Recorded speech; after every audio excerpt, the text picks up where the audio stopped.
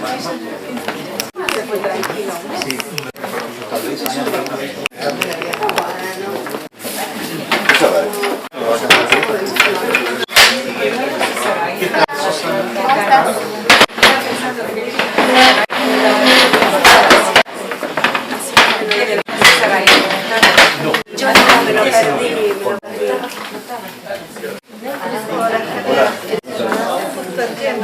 Sí, ya empezamos.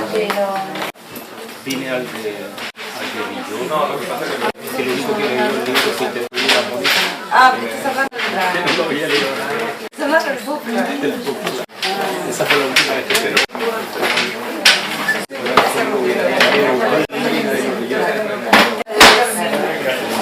Tu parte de la abrigada.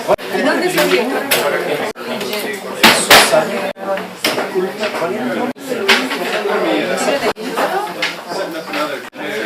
Estaba pensando en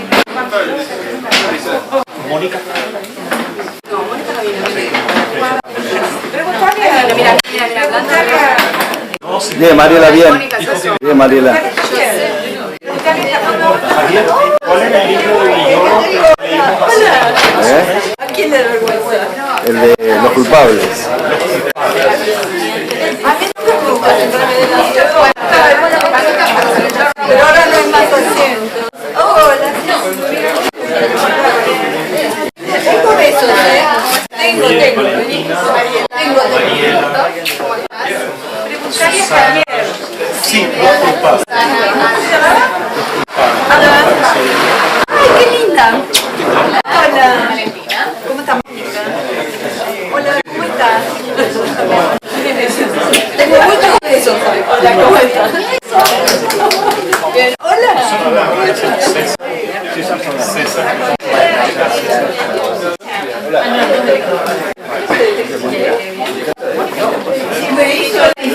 Vamos a ver si ya se sienta. Esta la puedo guardar. Allá. No, fuera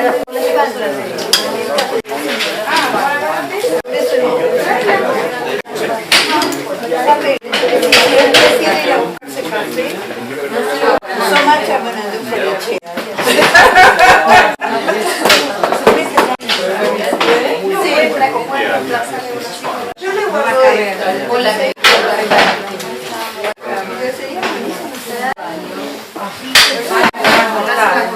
No, aquí no hay guay. No.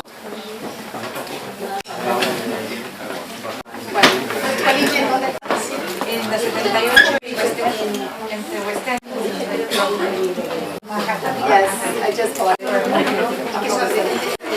solamente de chicos fue la single sex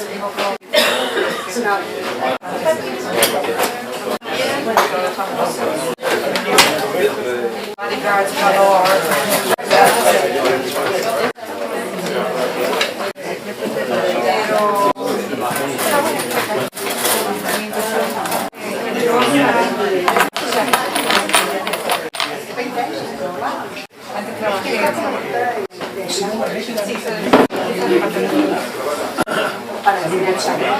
yo enseño español, porque francés, chino,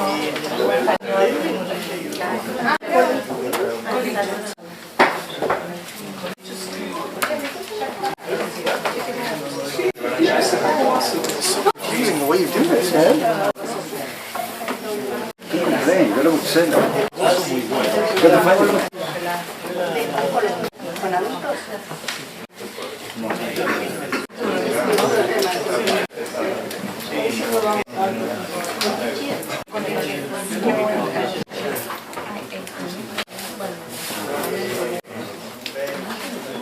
me voy a una conferencia en África.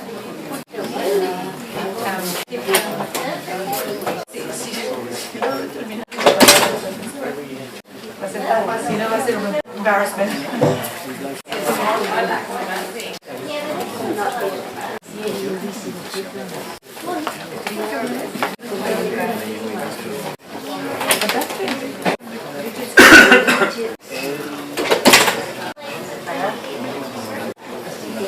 perfetto. No, Luigi, esattamente. Come collegiate.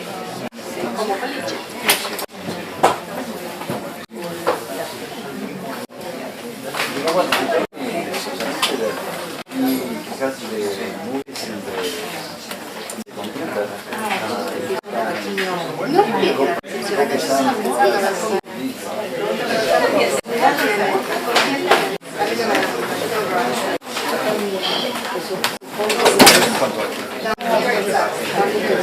Stavo dentro. Sì, grazie. Oh,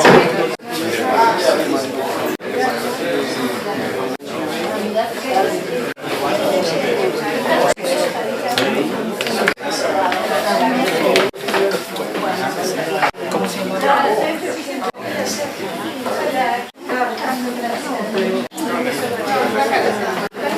ok.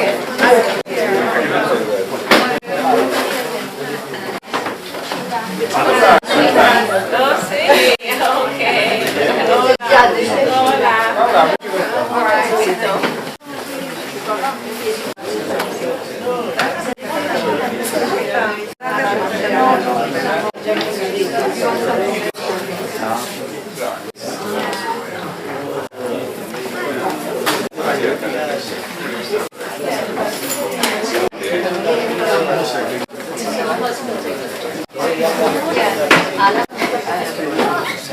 Oh sì, sì, sono lì.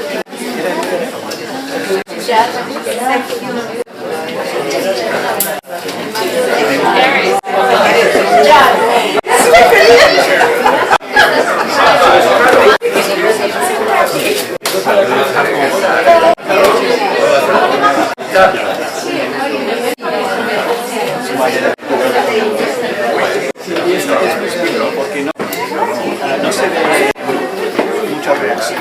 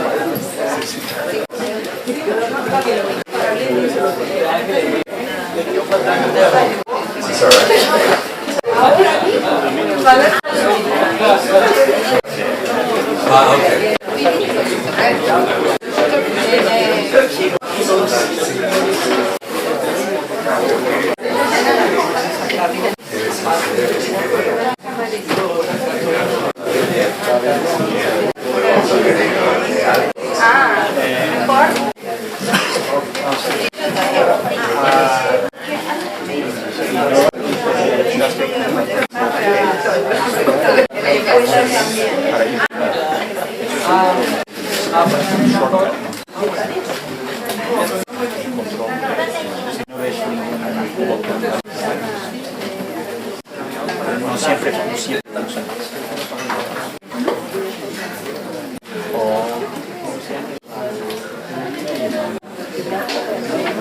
Yo sé cuando hizo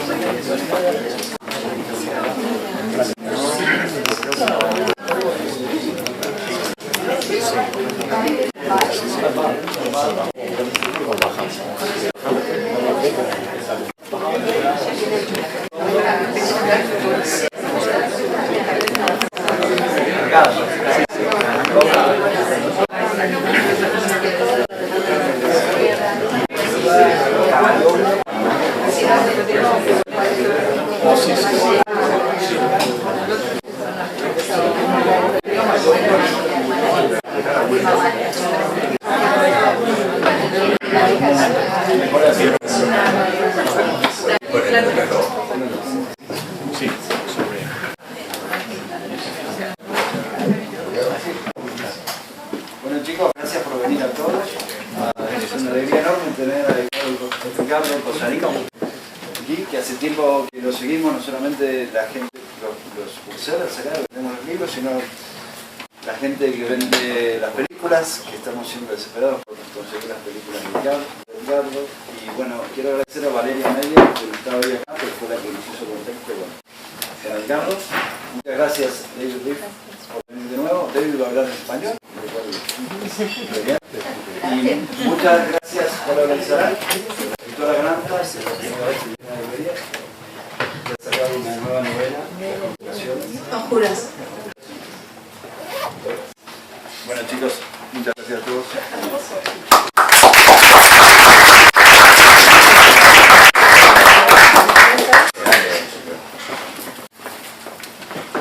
Well, good evening. Hola a todos. I didn't know that David was going to prepare a text in Spanish and I prepared a text in English. Because I thought, all of you speak English and some of you speak Spanish, so it was a kind thing to do. And also because it's such an incredible honor truly to be here with Edgardo and with David. It's insane. So I'm really honored to be here to celebrate the literary genius of Edgardo Kosarinski in the company of such lovely and distinguished friends. And I'm here to unveil something that will no longer be a secret. I mean, is it terrible if I speak in English? Because Javier was just telling me that I should speak in Spanish. English. Much more relaxed in English. Okay, excellent. Spanish is too luxurious. But before that, let me add that before I read El Rufián de Moldavo in the form of a novel, I presenced it in the form of an opera. The opera Ultramarina was premiered in Buenos Aires on the fall of 2014 in 5 shows that were completely abarrotados. It was really hard to get in. I watched it sitting in the stairs of the theater in El Barrio of Almagro, thanks to Miguel Galperina and the propio Ed, who let us in. The creative team was outstanding. The music by Paolo Mainetti, composer as well as bandoneonist. The regie by Marcelo Lombardero, probably in the epicenter of his powers. The spectacle was an immersion in deep Kosarinski land. This was an author who had made a style, even more so, a living form in prose, in text where fiction verged into essay, and essay felt and read with the intimate gesture of story told entre nous, flowing freely like fiction. An author whose films were always akin to literary mischief, where the whisper of chisme embraced with the haughtiness of history. Edgardo entertains the crucial tropes of the passage of the century into the other with the grace of a master. The opera testified to the immense influence Kosarinski has had on contemporary Argentine culture, an influence he would never vouch for, nor he would ever confess, as it follows the shape of a century that Edgardo carved first and carved better.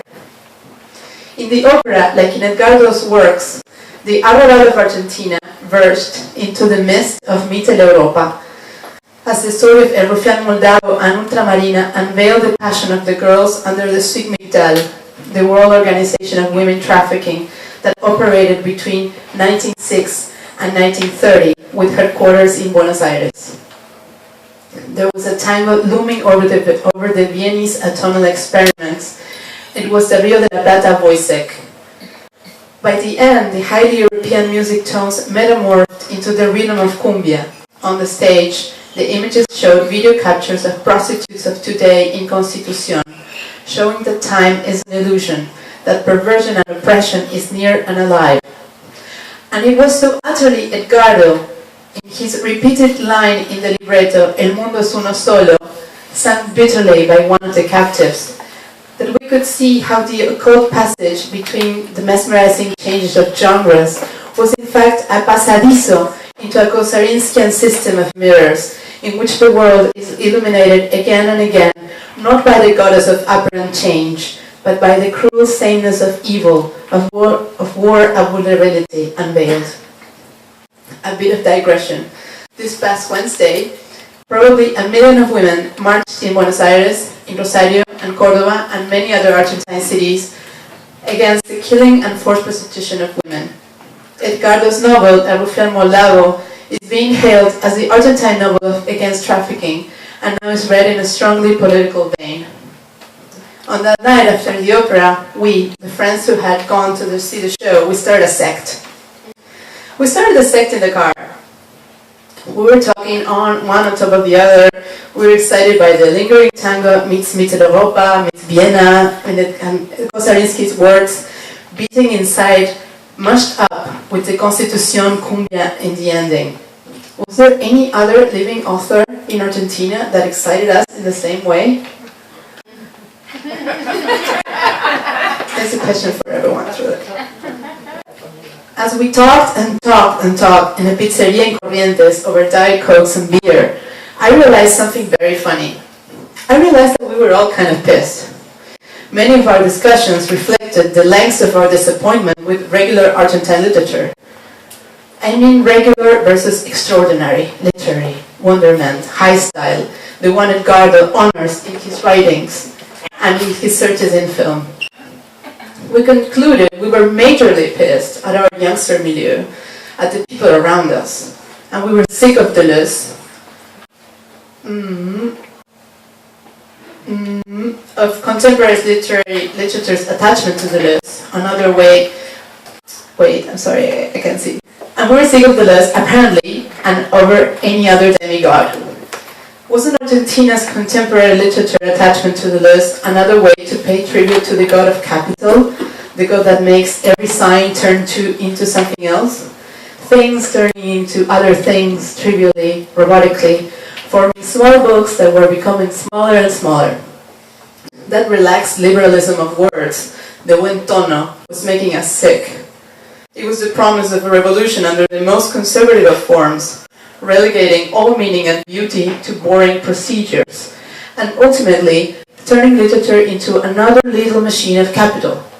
If everything turns into something else, if everything deviene, substance and beauty and art matter no more. And even if we recognize the modernistic gesture of leading to a limit and playing with the horizon as if the limit was real, it wasn't an inspiring gesture anymore. As we could now see it, it was deeply philosophically flawed. Of course,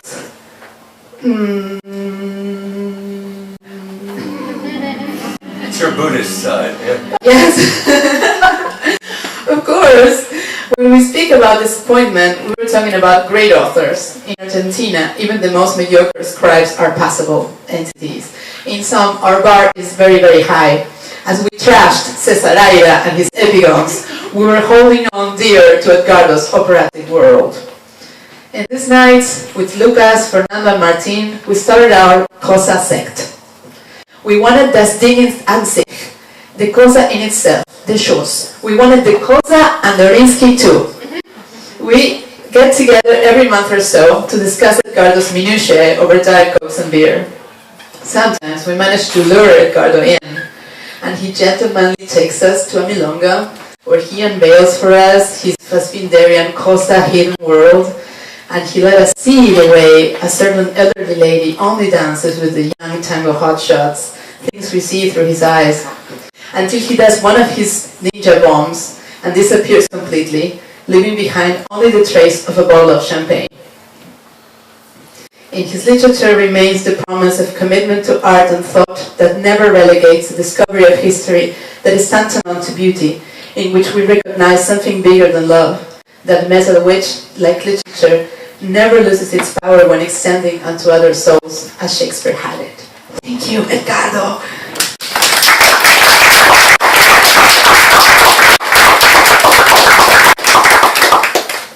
Well, I'm certainly going to speak in English because there's no way that I'm following this eloquence with my fractured Spanish. So, Please, we want to hear your Spanish. We'll switch to Spanish, all of us, I think, after Edgardo reads.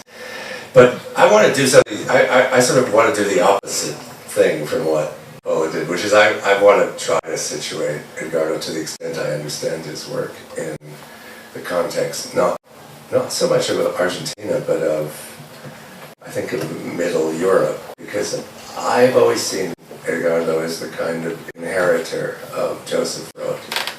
And I think that perhaps an inheritor of Joseph Roth in 2015 can only live in Argentina. I think that's possibly an argument that you certainly couldn't live in Austria or in Mr. Hollande's Paris, even though Edgardo not only does a very good artist, he does a very good Joseph Roth tour in the Rue Tournon. Because, in a sense, the project of Joseph Roth was a kind, what if you like, was a kind of brave, cheerful pessimism. It was all finished, and yet one could make much of the ruins of this civilization of Campania, as Roth called it.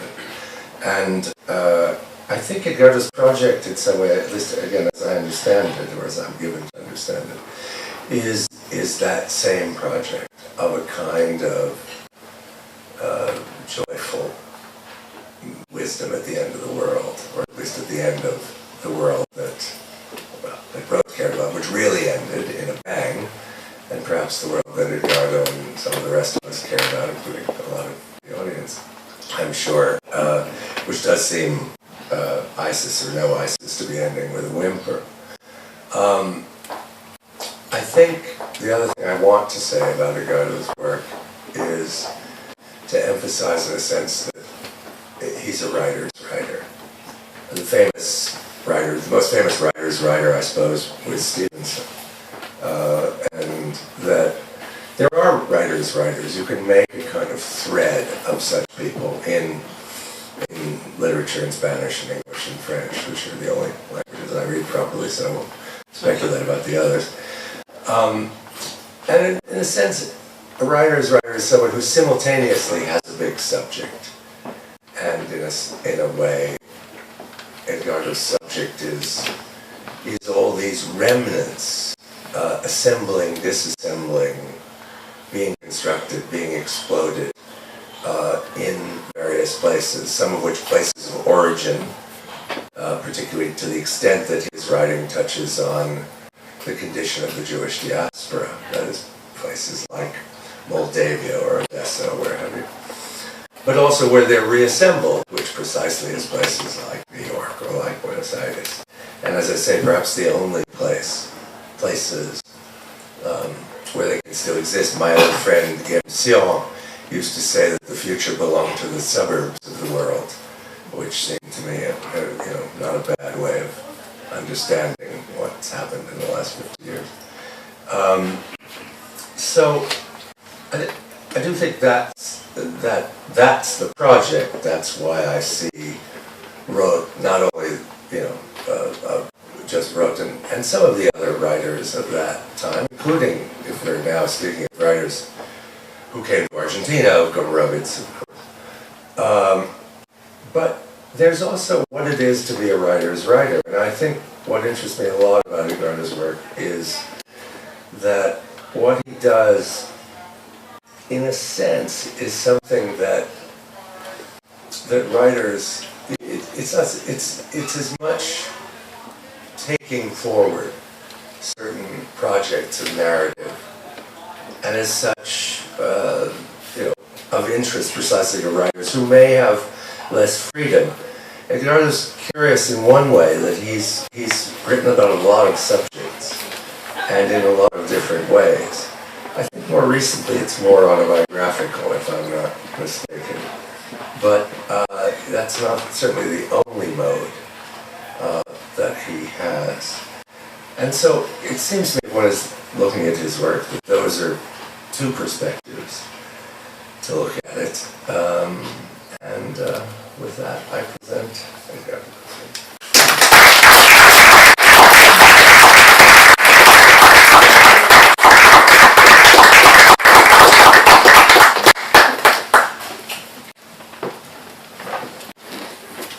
¿Cómo sobrevivir a una presentación doble, generosa?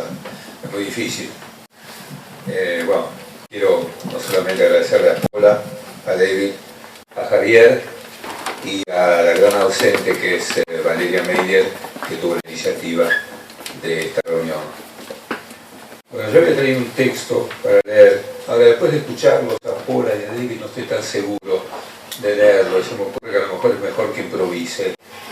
Y me parece mejor porque este texto es un texto que a mí me gusta mucho, que es sobre una guerra olvidada. La guerra olvidada es la guerra de las Malvinas, que no está olvidada desde luego, pero que yo quise no mencionar por su nombre en el texto. Lo llamo una guerra olvidada. Bueno, lo voy a leer, ¿no? Y después, en todo caso, si alguien quiere hacerme preguntas o vamos a hablar espontáneamente, ahí sí improvisaré sobre distintos temas, ¿no? Espero. Bueno, el texto está en mi libro Blues, en un libro de 2010, y se llama Blues para una guerra olvidada. Cuando empezó la guerra, hacía 8 años que yo vivía en París, sin haber vuelto una sola vez a la Argentina, ni siquiera para una visita.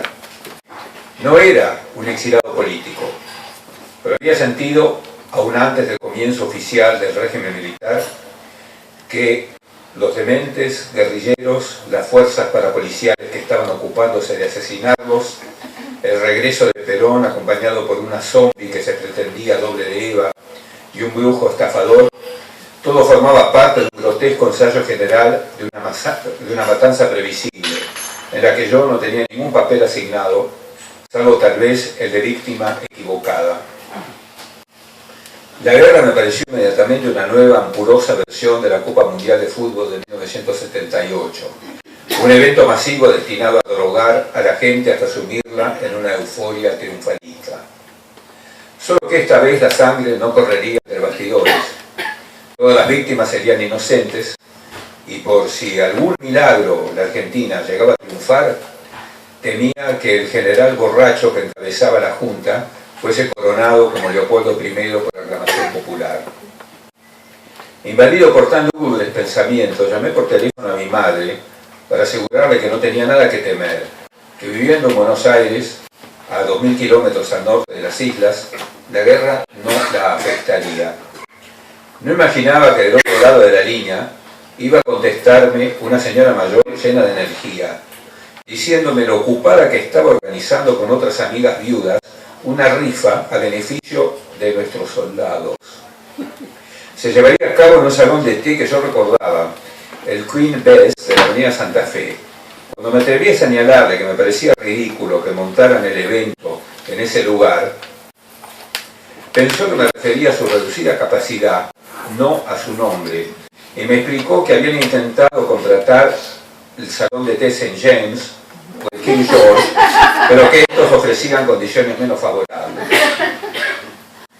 En mayo de 1985, 3 años después de la guerra, volví a Buenos Aires por primera vez en 12 años. Me sorprendieron los rastros más triviales de una exaltación patriótica evaporada, una emoción repudiada particularmente por aquellos que habían estado más embriagados por ella, como si la mayoría quisiera desechar, junto con aquel incómodo recuerdo, su propia pasividad, acaso inevitable, ante el régimen militar que había desatado la guerra. Un puesto de diario llevaba el nombre argentino de las islas. La enorme y bien surtida farmacia franco-inglesa de mi infancia se había convertido en la Franco. Más tarde recobró su nombre original. La sucursal porteña de Harrods, que poco después cerraría sus puertas, aún declaraba en un letrero descolorido y olvidado en un rincón de una vidriera que el capital de la tienda era 100% argentino. La torre del reloj frente a la estación de trenes de Retiro, que durante años fue conocida familiarmente como Torre de los Ingleses, también había sido rebautizada. Tal vez reflejase la interminable decadencia del propio sistema ferroviario creado por los británicos, desde aquel borroso día de 1947, en que el general Perón, asomándose a su balcón favorito en mangas de camisa, anunció su nacionalización, declarando con voz quebrada ante una multitud de fans boquiabiertos: ahora los ferrocarriles son nuestros. Voy a omitir alguna parte central para abreviar.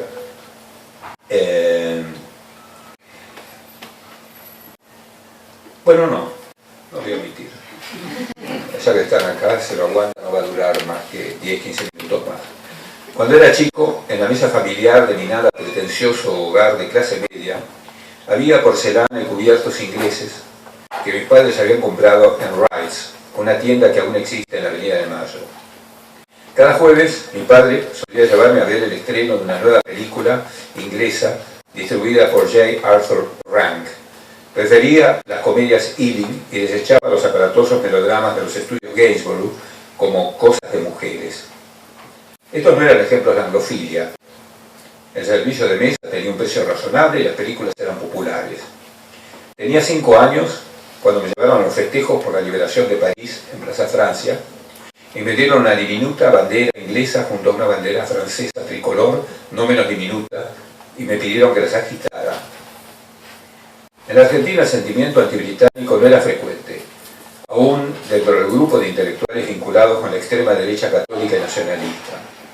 Algunos de ellos produjeron las denuncias mejor documentadas sobre el imperialismo británico en la Argentina durante el siglo XIX. Pero cuando revelaban la historia secreta de los contratos ferroviarios o el monopolio de los frigoríficos, hombres como Raúl Scalabrini Ortiz, cuyo apellido reemplazó hace unos 30 años el de Canning en una calle de Buenos Aires, o Julio Irasusta, educado en Oxford, capaz de hablar en un inglés perfecto, no solo de escribir un español sutil, rico de matices, no apuntaban su furia contra la pérfida Albión, sino contra los argentinos que habían sometido la economía del incipiente país a los intereses británicos. Eran fieles lectores de Santo Tomás de Aquino y de Charles Maurras.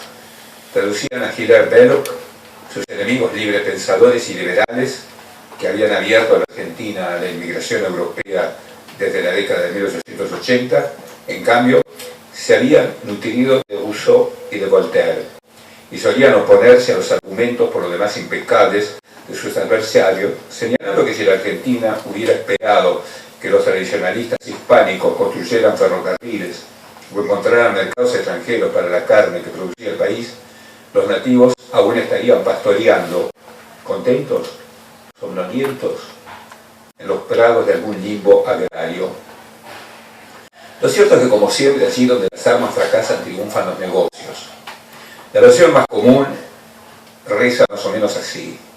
Una vez que las invasiones inglesas de 1806 y 1807 fueron repelidas por civiles más que por un ejército autóctono pobremente equipado, Gran Bretaña apostó rápidamente porque las colonias del Río de la Plata se independizaran de una España debilitada, con el fin de asignarles surrepticiamente el papel de socios minoritarios de la Commonwealth. Hoy, por supuesto, ambos libretos, la reacción beata y la modernidad anticuada, están desacreditados por igual. La Argentina se desintegra velozmente bajo el peso de una delincuencia política y una corrupción generalizada que, por más flagrantes que sean en la actualidad, tienen raíces más antiguas y profundas de lo que suponen quienes recurren para explicarlas al servicial demonio de un régimen militar criminal. Pero las islas, tengo la impresión de que jamás se hablaba de ellas. Era un ardido ocasional en arengas populistas, se invocaban retóricamente los derechos inalienables que la Argentina tenía sobre ellas, pero sin detenerse demasiado, como si los polemistas no quisieran rebajarse a semejantes nimiedades. Durante la guerra me contaron que Borges había comentado sarcásticamente que esta es la lucha de dos calvos por un peine. En aquella ocasión también recordé que muchos años antes, cuando había sacado el tema delante de mi padre, este había buscado en un atlas la superficie de las islas, la dividió por la cantidad de habitantes que tenía la Argentina en ese momento y concluyó melancólicamente: ni siquiera hay tierra suficiente como para construirse un ranchito. Podemos darnos el lujo de regalárselas al rey de Inglaterra. En París, en abril o mayo de 1982, la cobertura de la guerra era mínima. Me había acostumbrado a sintonizar la BBC al levantarme cada mañana para escuchar las primeras noticias del día. Una mañana, mientras me afeitaba, esperando distraídamente que empezara el noticiero, de pronto advertí que estaba escuchando a medias un absurdo programa cultural. Why Esperanto? Los argumentos a favor y en contra del idioma artificial eran examinados con ese enfoque sereno, equilibrado, que quienes no son ingleses suelen asociar con Inglaterra. Me invadieron sensaciones contradictorias, todo lo que veía me parecía ridículo, y al mismo tiempo me sentía agradecido que estuviese transmitiendo semejante disparate. Me hubiese gustado que en la Argentina se pudiesen oír voces moderadas, civilizadas, en lugar de marchas militares y vetustos locutores oficiales vociferando proclamas patrióticas. Me sentía confundido, tal vez un poco culpable. Las noticias de aquel día desaparecieron de mi memoria. Sin embargo, la cómica experiencia de estar recibiendo del enemigo información sobre lo que sucedía en mi país aún no me ha abandonado. En los diarios del escritor franco-norteamericano Julian Green hay una mención a la guerra que no suscita en él ninguna opinión sociopolítica, solo lástima por la pérdida de tantas vidas jóvenes. Me pregunto si es necesario ser homosexual. Permítanme desechar la palabra gay para referirme a un escritor que murió en 1998 a los 98 años de edad.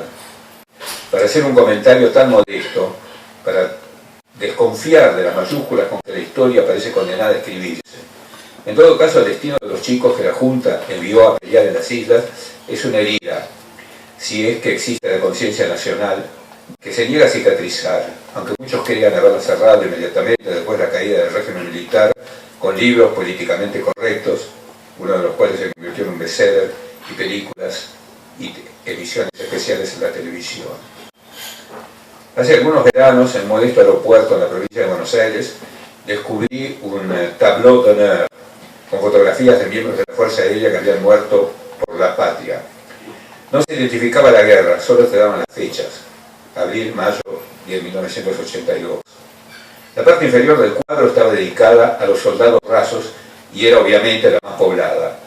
Las caras, como suele ocurrir con estos recordatorios, parecían extrañamente ajenas a la condición de víctimas. Solo la certidumbre que yo tenía de su destino volvía conmovedores, más allá de toda palabra, a esos ojos sonrientes esperanzados. La mayor parte de esos chicos eran pobres, se habían criado en el campo, en las cálidas provincias del norte, no tenían entrenamiento militar y estaban mal equipados para combatir en el frío glacial del Atlántico Sur. Cuando después de la guerra un oficial argentino declaró en una entrevista que los soldados británicos tenían calefacción a transistores en las casacas de sus uniformes, algo, comillas, a lo que nosotros no teníamos acceso, cierro comillas, eligió ignorar que esas prendas se hallaban en venta desde hace años en las tiendas de Buenos Aires especializadas en artículos para la casa. Se difundieron casos de soldados violados por los burkas, pero nunca se había publicado una sola palabra sobre abusos similares infligidos a conscriptos por sus superiores mientras cumplían con el servicio militar obligatorio. Hoy el servicio militar obligatorio ya no existe. Fue derogado luego del escándalo desatado por la investigación del caso de un soldado asesinado por sus superiores en un regimiento del sur. Un crimen encubierto con la complicidad de médicos y oficiales. Pero recientemente se confirmó que durante años la policía de la provincia de Buenos Aires ha estado asesinando a adolescentes, supuestos criminales y sospechosos que por su edad corrían peligro de ser tratados con indulgencia en los juzgados. Todos esos jóvenes provienen de las villas, anteriormente conocidas como Villa Miseria, cada vez más populosas, barriadas surgidas en los suburbios de la capital hace medio siglo, durante un periodo de rápida industrialización, a las que ahora se han sumado los sobrevivientes de una clase media empobrecida, decretada caduca, por tanto comercios cerrados y fábricas clausuradas. Todos los regímenes, en todos los países, siempre han estado dispuestos a sacrificar a la juventud. Esa certidumbre no atenúa la atrocidad de los hechos. En mis íntimos sueños punitorios me veo matando, con mis propias manos desde luego, a algunos de los operadores financieros que hicieron fortuna durante el régimen militar y dejando junto al cadáver una tarjeta con la inscripción, comillas, de un soldado desconocido, cierro comillas. Pero los operadores financieros, tanto aquellos como los que vinieron después, siguen haciendo fortuna durante la flácida democracia que siguió a la dictadura. Y los chicos, sabemos, continúan siendo asesinados, aunque ninguna guerra haya sido declarada. Me pregunto si solo violencia ayuda allí donde violencia reina. Para terminar, hacia fines del siglo XX, el clima de escepticismo y autoironía de Buenos Aires se convirtió para mí en un grato alivio de la asfixiante afectación de París. Mis visitas a la ciudad donde nací empezaron a hacerse cada vez empezaron a hacerse cada vez más frecuentes. Durante uno de esos viajes me enteré de que a las prostitutas les habían asignado una zona franca, un sector que los nostálgicos de cierta edad denominaban zona roja, aunque su emplazamiento coincide con un barrio hoy aburguesado, donde hasta no hace mucho abundaban casas ruinosas y pintorescas, invadidas en años posteriores por arquitectos, directivos de agencias de publicidad y psicoanalistas, y donde se apiñan los restaurantes de moda. Estos bourgeois bohèmes fueron los primeros en manifestar su indignación contra estos huéspedes indeseables, cuando la cotización de sus propiedades recicladas empezó a derrumbarse. Las prostitutas que dominaban la zona, en el texto dice dominan, pero han cambiado ya de zona de modo que uso el imperfecto en la lectura. Las prostitutas que dominaban la zona son, en la jerga porteña, trabas, travestidos, que rápidamente echaron con puños y navajas a las pocas mujeres que se atrevieron a pisar su territorio. Una calurosa noche de enero, le pedí al taxista que me llevara a dar una vuelta por el barrio para hacerme una idea de la escena. Luego de admirar una serie de exuberantes amazonas que exhibían nalgas y pezones enmarcados por el corte astuto de sus prendas de cuero y látex, meneándose lentamente sobre tacos de 20 centímetros, sacudiendo frondosas pelucas y arrojando besos con labios brillantes, rebosantes de colágeno a los autos que pasaban, descubrí en una esquina a una adulta cuarentona, vestida con un traje sastre estilo Chanel, zapatos cómodos y el pelo batido con fijador, aferrada a una cartera de falso cocodrilo.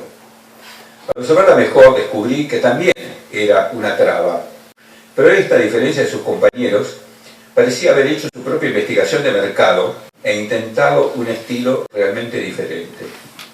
Después de pasar por segunda vez frente a ella y provocar su mirada severa, junté coraje y le pregunté desde el taxi: ¿a quién elegiste como modelo? La respuesta llegó con la velocidad de un relámpago en una profunda voz de contralto: por $30 te podés culiar a la Thatcher.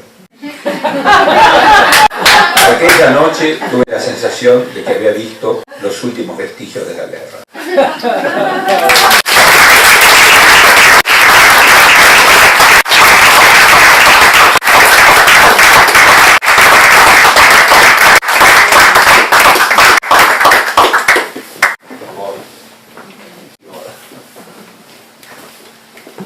Bueno,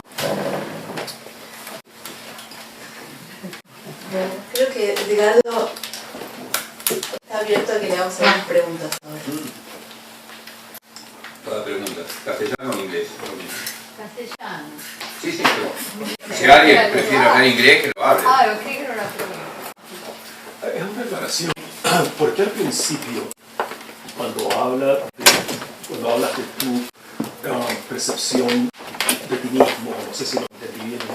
Volviendo al país Argentina, tú dices desde la perspectiva de una víctima equivocada. Sí, no lo digo al volver solamente en la última sección del texto. Al principio estoy en París, y mejor dicho estoy todavía antes de haberme ido de la Argentina. Estoy pensando que en aquel momento yo no era militante, pero mi nombre estaba en la libreta de direcciones de cantidad de amigos que sí eran militantes. Y los grupos parapoliciales hacían una especie de scanning de las libretas de direcciones, y cuando un nombre de una persona aparecía en más de 5 libretas de militantes, sabía que esa persona tenía algo que ver con el grupo. Entonces podía tranquilamente haber sido la víctima equivocada, the wrong victim. Yo tengo una pregunta para hacer. Dale. En tus libros, desde los primeros, como Vudú Urbano, hasta los últimos, siempre está muy presente el pasado. Es como si fuera tu tema. La pregunta es si para vos el pasado solamente se transmite o también se modifica cuando escribís sobre él. Es algo que no lo sé. Para mí el pasado es una reserva ecológica. El pasado es el lugar donde yo encuentro todo lo que me interesa. El presente es algo en lo que yo trato de avanzar a ciegas, en la oscuridad.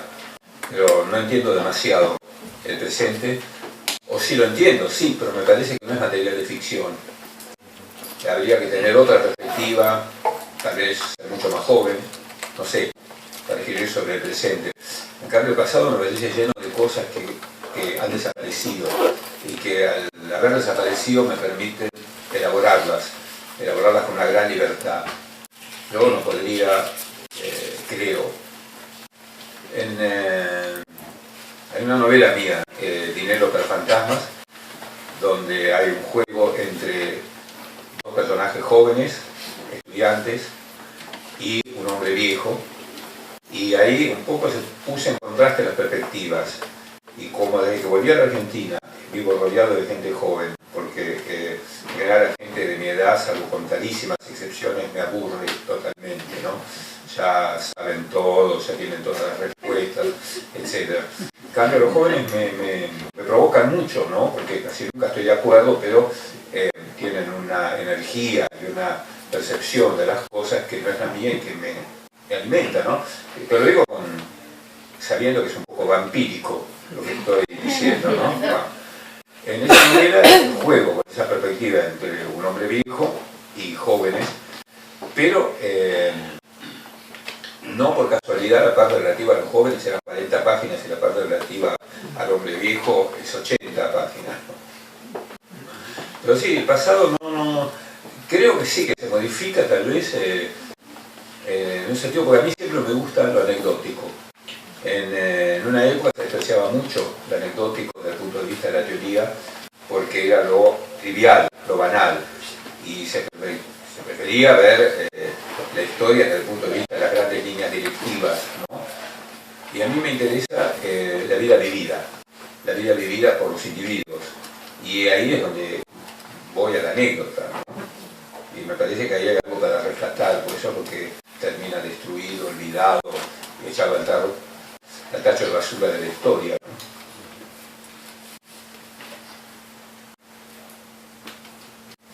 Sí. En Dinero para fantasmas, este joven, ¿no?, que tiene que escribir el guión, que está tratando de buscar un tema para... yo mientras iba leyendo la novela nunca terminé de entender si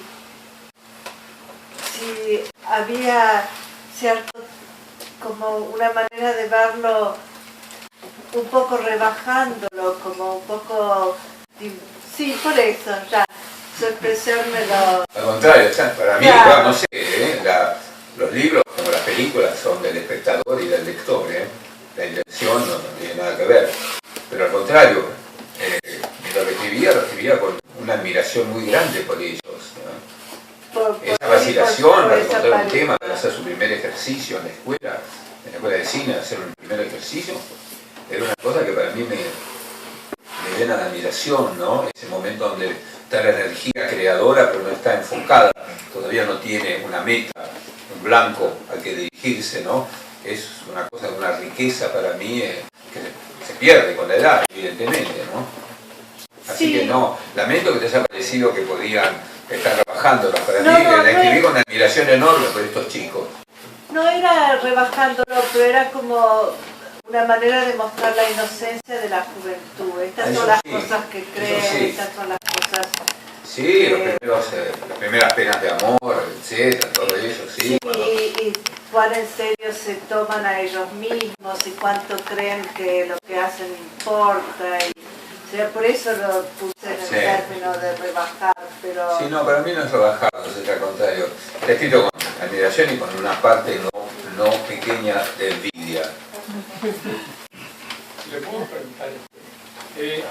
Una pregunta muy personal. ¿Por qué en Nueva York toma como texto a leer algo que para nosotros los argentinos es un drama tremendo, nos ha hecho sufrir muchísimos años, y teniendo tantas novelas valiosas con fragmentos, todo eso, ¿por qué eligió personalmente este tema para transmitirlo acá? Pues me pareció que era más provocador. ¿Provocador en qué sentido?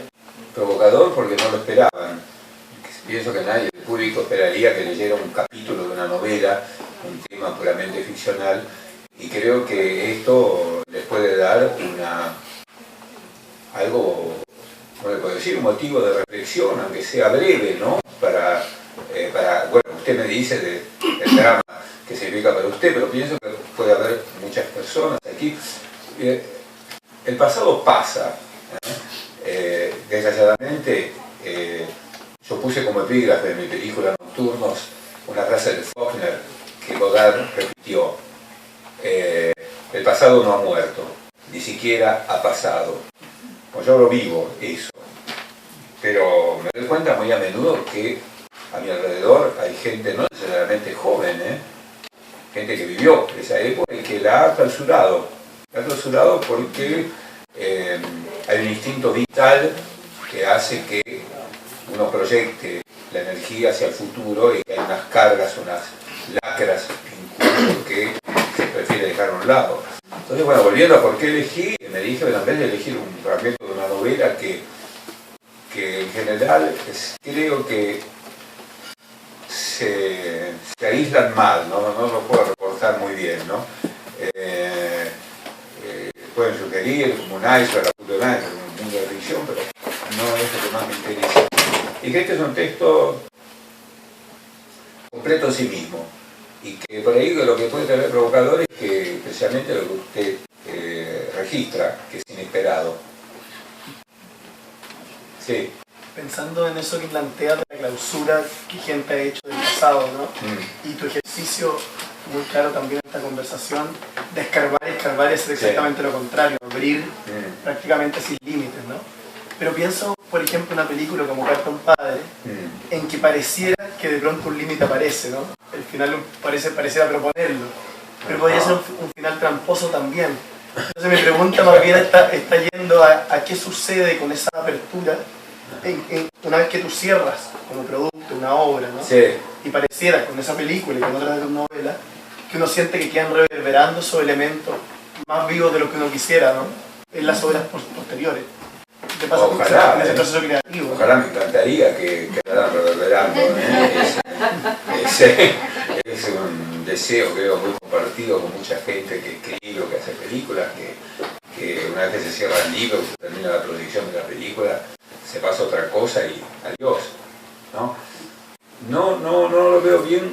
Sí, hay un escritor chileno que a mí me gusta mucho, que se llama Germán Marín.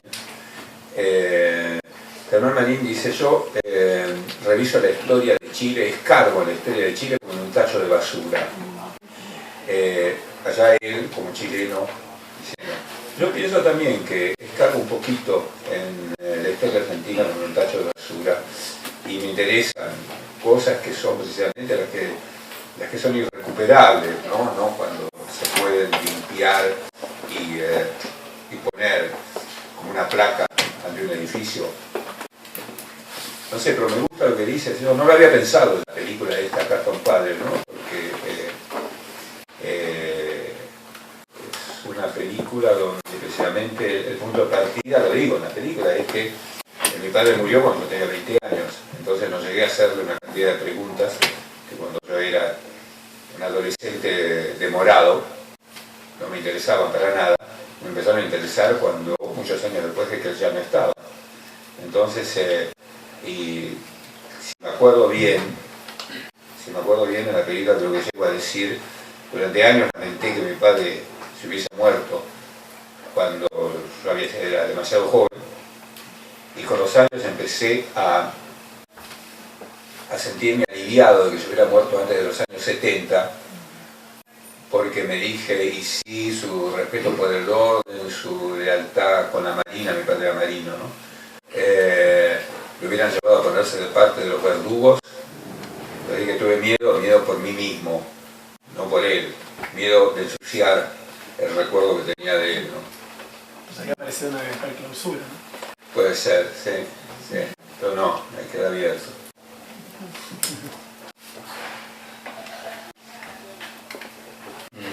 Bueno, a ver, Morovi. Pienso el texto que leíste hoy, que empieza desde el exilio, es decir, algo de lo que te enteras en el exilio. Y pienso en ese estar afuera, que está en toda tu obra,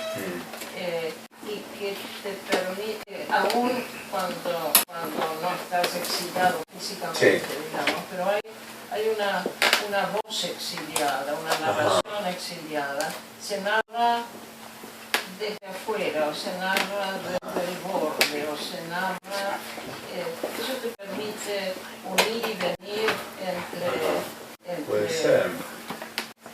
lugares fijos, digamos, y una perspectiva muy única, ¿no? Mira, esa perspectiva no es algo trabajado de alguna manera, es algo que me tocó seguramente, ¿no? Sí, yo pienso que la gente de mi edad, que fuimos educados en una Argentina todavía confiada en que había un futuro, etcétera, ¿no? Que fuimos educados en una clase media que quería estudiar idiomas, etcétera, y que te ponía en contacto con una cantidad de actividades culturales, digamos. Estamos un poco al margen, en la Argentina mismo, de lo que estaba sucediendo en el país, ¿no? Yo nunca entendí la historia del sindicalismo que explica todos los años 40, 50, ¿no? Y al contrario, cuando me instalé en París sentí que estaba llegando a un lugar al que de alguna manera yo pertenecía, por mi formación, por mi educación, ¿no? Eso que mi familia no se hablaba francés, para nada, ¿no? Pero la idea de Europa era eso, ¿no? Que hoy no le importa a nadie en Argentina, ¿no? Toda la gente está mirando a Miami, así que bueno. Sí, pues posiblemente esas cosas estaba ya en mi formación y que es algo propio de cierta clase y de mi época, de mi edad, ¿no? Bueno, hola. ¿No? Ah, sí. ¿Y ahora cómo es tu reencuentro con la Argentina de ahora, con la Argentina actual? La Argentina actual no voy a hablar porque mi opinión para mí es muy subjetiva. Mi encuentro es simplemente mi lugar. Hace años ya que me instalé definitivamente allí, vuelvo a Francia porque tengo algunas cosas que atender allí, cada tanto, pero el lugar donde vivo, bueno, viajo, eso sí, ¿no? Porque soy nómade por temperamento, cada 3 meses tengo que hacer un pequeño viaje, aunque sea, porque no aguanto estar mucho tiempo en el mismo lugar, ¿no? Pero pero mi base, el lugar donde vivo, mi lugar, es, no te diría la Argentina, te diría Buenos Aires. Yo siempre he sido un bicho de ciudad, un animal de ciudad, y los que crecimos en Buenos Aires somos muy urbanos, ¿no? Yo voy al campo, me gusta mucho, estoy un día magnífico, el segundo día también, el tercer día ya empiezo con la nostalgia de que no tengo un café en la esquina, de noche cuando baja el sol y viene la noche y no hay a dónde ir.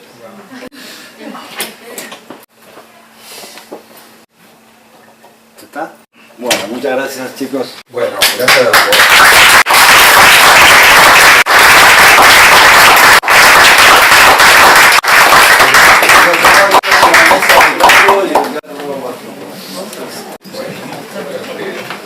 Ah,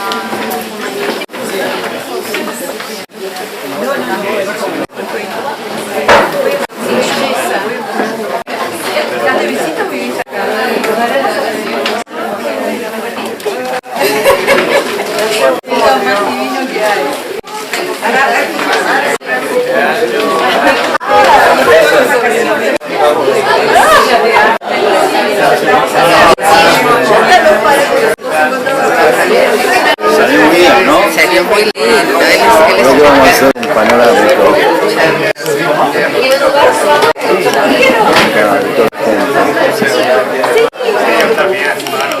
Ya está, lo vamos a contar acá.